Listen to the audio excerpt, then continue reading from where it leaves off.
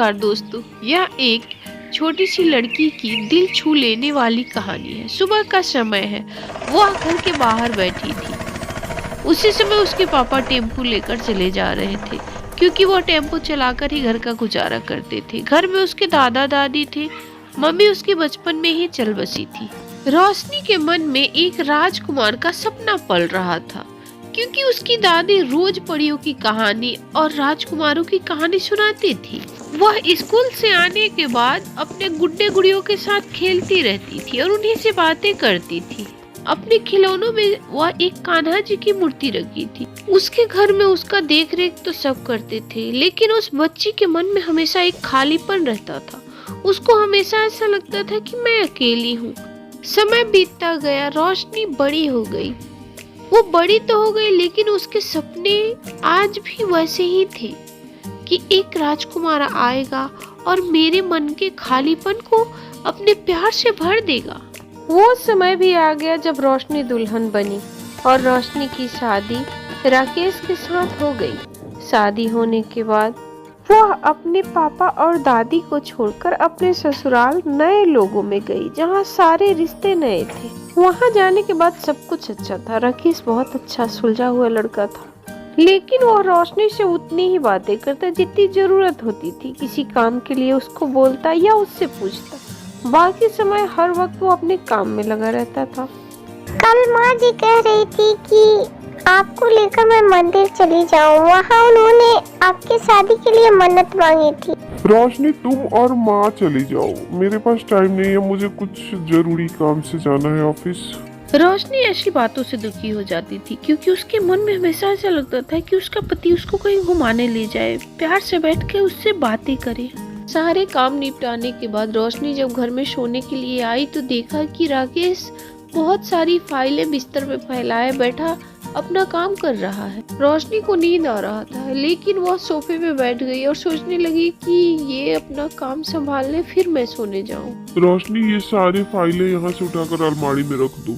बहुत रात हो गई, मैं थोड़ी देर में आ रहा हूँ, तुम सो जाओ। इतना बोलकर वह रूम से बाहर निकल जाता है। अगली सुबह उसकी सास, रोशनी जल्दी से 2 रोटी बना दो, हमें कहीं जाना है राकेश के साथ, हम रात तक लौटेंगे। रोशनी अपनी सास की बात हो या पति का, हर बात सुनती और उसको पूरा करती। धीरे धीरे समय बीतता गया। रोशनी अपने आप को एक मशीन की तरह बना ली थी, जो दूसरों की बात सुने और उसका काम तुरंत पूरा कर दे। आज उसकी शादी की सालगिरह थी। वह सुबह ही नहा धोकर घर में पूजा की और सोच रही थी कि उसका पति कहीं उसको मंदिर तो घुमाने जरूर ले जाएगा, या उसकी सास उसके लिए कुछ तो लाएगी कि आज मेरी बहू का पहला एनिवर्सरी है। लेकिन माँ बेटे दोनों को कुछ भी याद नहीं था। पूरा दिन बीतने के बाद रात को उसको नींद नहीं आ रही थी। फिर वो अपनी पुरानी डायरी निकालती है और पढ़ने लगती है। थोड़ी देर पढ़ने के बाद वह पता नहीं कहाँ खो जाती है।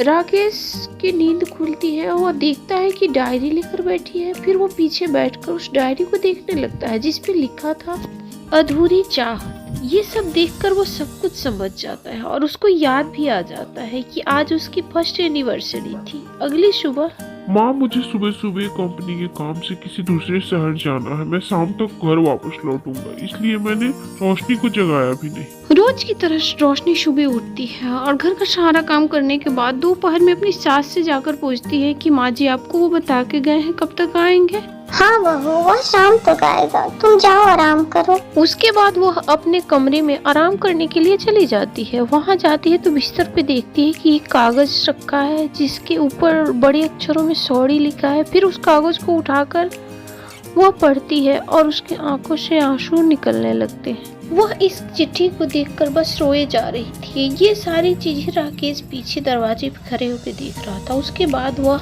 रोशनी, आज मैं सच में शर्मिंदा हूँ। क्या तुम मुझे माफ करोगी? तुम्हारे प्यार को समझने में मैंने बहुत देर लगा दी। मैंने तुम्हें वो प्यार कभी नहीं दिया जिसकी तुम हकदार थी।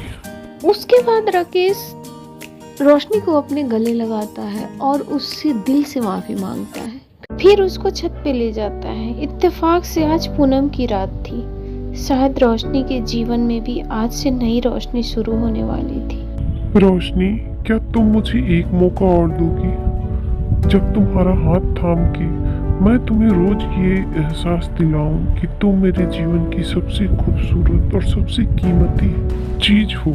अब सब कुछ बढ़िया हो गया। जीवन में प्यार सिर्फ शब्दों में नहीं, एहसासों में जिंदा रहता है। शायद देर से मिले, लेकिन जब मिलता है तो जिंदगी को जीने लायक बना देता है। अगर कहानी पसंद आए तो प्लीज़ हमें सपोर्ट करें। धन्यवाद।